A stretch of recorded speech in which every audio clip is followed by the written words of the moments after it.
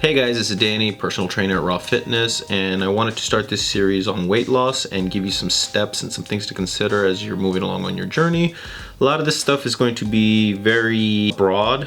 There are going to be some exceptions to a lot of things that I say. There's going to be some nuance to it. Everybody's journey is different. Everybody's body type, not body type, but everybody's physiology can be a little bit different. So a lot of these things are averages. So some of this information may apply to you very directly. Some of it may not apply to you at all.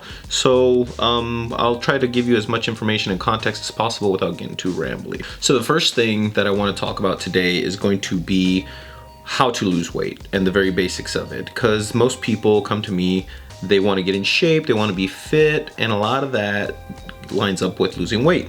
So the first thing that you're going to have to look at is going to be calories.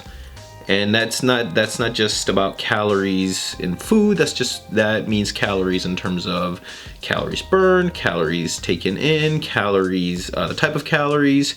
That type of calories will get a little more nuanced down the road, but to begin with, to keep it simple, we have to look at overall calories. The basics of calorie intake is pretty simple.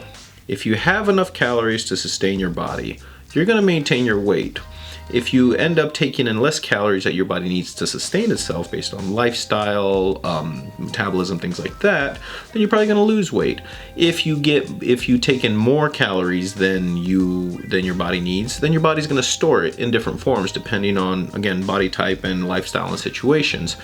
The majority of people that come to me, the majority of people that watch this type of videos, tend to store it as body fat. Most people's goal in today's society, they tend to need weight loss, and that usually comes in the form of losing body fat. So I'm just going to assume that anybody that's listening to this type of information is pretty much on that same page. So let's think about that real quick. If you want to lose weight, if you want to be fit, if you want to be lean, you have to consider your caloric intake.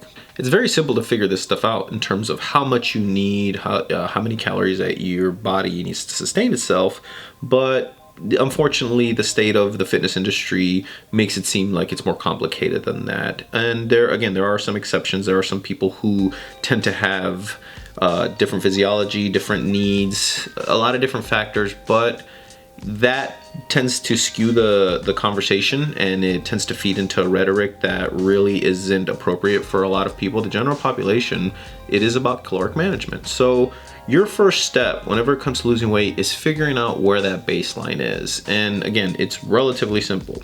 If you are an app-based user in terms of, tracking your calories, MyFitnessPal seems to be kind of, I don't want to say called the golden standard, because there's definitely some flaws with that app, but it's pretty ubiquitous when it comes to weight loss whenever people are looking for apps to use. I know there's some new ones out there. I don't mess with them. I'm more familiar with MyFitnessPal, but most of them do the same thing.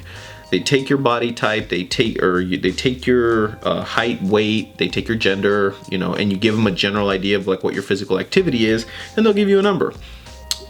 A lot of people tend to get tripped up with this because they tend to think that that number is set in stone for them, and they have to meet those goals, or they have to, that number is the magic number that's going to help them lose weight. And it probably will, because most people just tend to overeat anyway. But if it's not getting you to the goals either as quickly as you want to or as consistently as you want to, there's some things to consider in terms of maybe looking at numbers and changing some things around. But we'll get to that. But again, first and foremost, look at your caloric intake.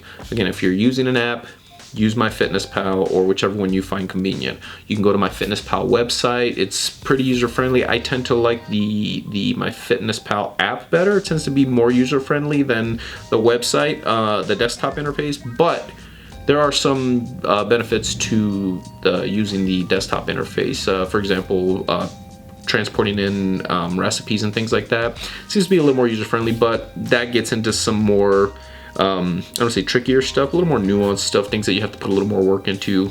But regardless, they're great tools. They're not perfect, but they're pretty great for the technology that we have today. The things that we have access to are pretty remarkable, even though there is some variation. And you have to consider too, it's like they're not going to be perfect because they're trying to get everybody they're trying to help everybody's body type, and there's going to be some flaws. There's going to be some things that don't work for certain people because, again, genetic differences, different physiology, things like that.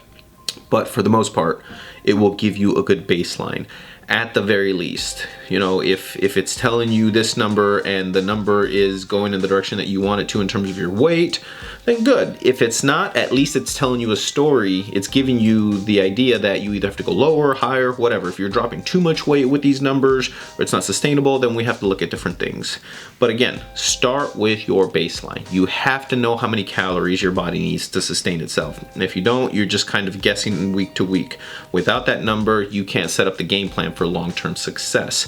My weight loss coaching has different milestones that you set up ahead of time. So that way, as you're going along your journey, you can be sure that you're on the right track. If you're losing too much, we make some adjustments. If you're not losing enough, we make some adjustments. If you're comfortable where you're at, great.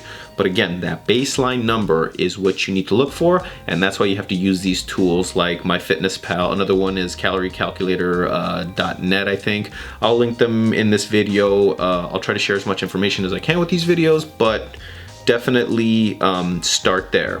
Without that number, you're not going to be able to create a roadmap. You're just going to be guessing, and you're just going to be, you know, yelling into the abyss that you're frustrated because you can't lose weight, which is what most people do. They come to me and it's all the same story. You know, there's no consistency. The numbers that they're using don't give them the accurate picture. So start there. Hopefully that helps, and we'll continue with some more information with the next videos coming up.